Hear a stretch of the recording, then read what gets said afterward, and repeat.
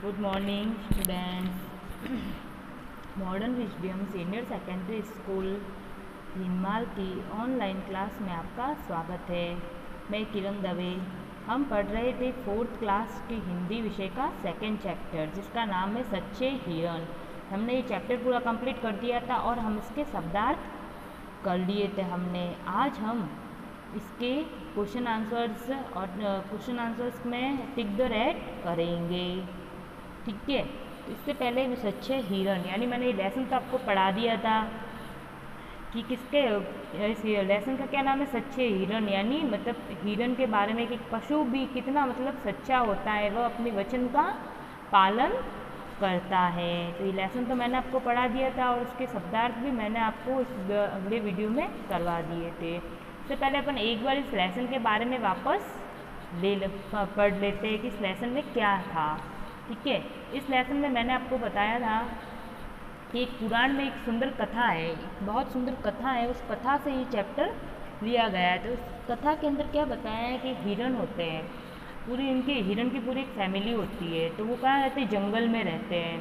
तो वहाँ पे एक शिकारी आता है, एक शिकारी शिकार करने आता है। तो शिकारी होता है, वो पशुओं का शिकार करके मार कर उनको उसका भोजन करता है। तो एक दिन वो इस जंगल में आया तो उस जंगल में एक तालाब था। तालाब के किनारे पर बैठ गया। वहाँ पे जाके तालाब के पास में एक पेड़ था, तो वहाँ पे जाके वो बैठ गया और उससे लगा एक तालाब था। तो उस तालाब के अंदर उस जंगल में जो पशु रहते हैं वो पानी पीने अवश्य आएंगे, तो मैं उनका शिकार कर लूँगा, ऐसे सोचकर वो बैठा रहा। तो वो बैठा रहा तो वहाँ पे एक हिरनी आई। सबसे पहले एक हिरनी आई तो उन्होंने वह पानी पीने आई।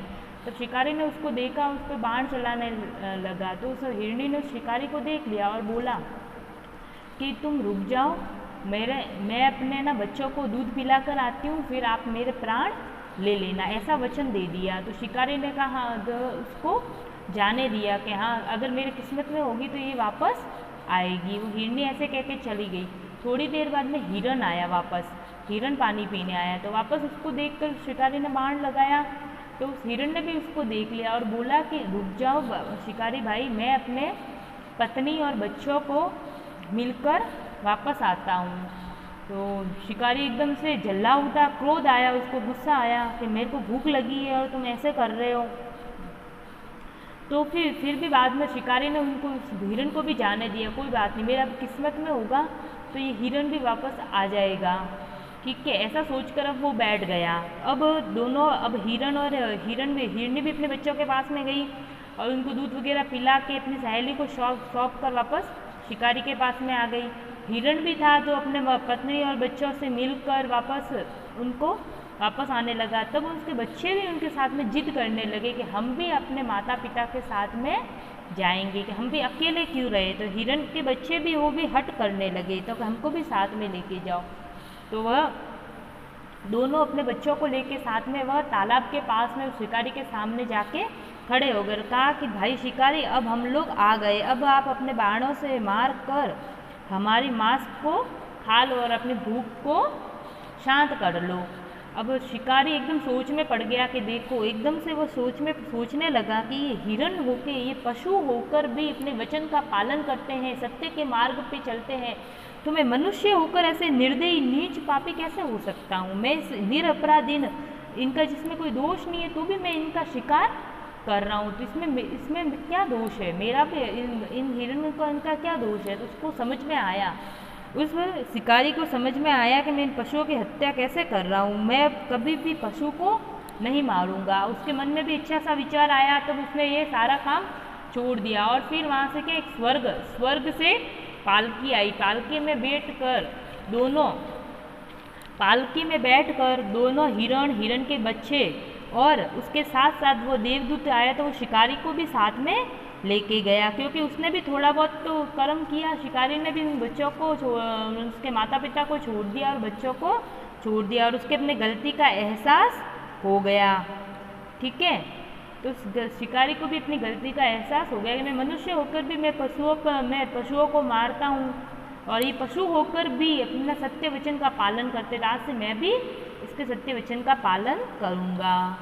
ठीक है, ये कहानी है। हमें ये शिक्षा मिलती है कि हमें भी सत्य के मार्ग पर चलना है, हमें भी पशुओं को कभी हानि नहीं पहुँचानी है। अगर आप सत्य के मार्ग पे चलोगे तो आपको कोई भी आपकी कठिनाई नहीं आएगी, आपका रास्ता एकदम सरल और सुगम हो जाएगा हिरण की तरह। ठीक है, अब मैं इसके आपको टिक द रेट करवाती हूँ, राइट रॉन्ग करवाती हूँ।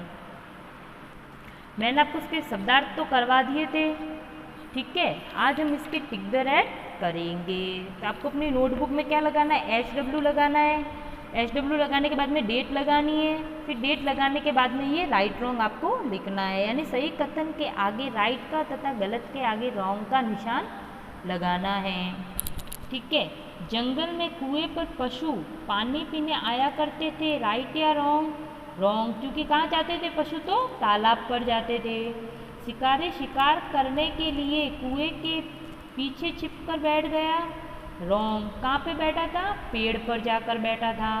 तालाब के निकट आम का पेड़ था, रॉन्ग, क्योंकि इसमें पेड़ का नाम नहीं बताया, सिर्फ पेड़ ही बताया, तो कि शिकारी पेड़ पर बैठा था, इसलिए अपन आम का पेड़ नहीं कह सकते, इसलिए रॉन्ग। हिरनी ने अपने वचन का पालन किया, राइट, उसने अपने वचन का पालन किया, वह जाके शिकारी के सामने खड़ी हो गई। हिरनी के बच्चों ने शिकारी को कोई वचन नहीं दिया था, हिरनी के बच्चों ने तो उसको शिकारी को कोई भी वचन नहीं दिया था, राइट। ठीक है, ये आपको पांचों टिक द रेट अपनी नोटबुक में करने हैं, सुंदर अक्षर में जमा जमा के करने हैं। आपको सारा वर्क पेंसिल से ही करना है।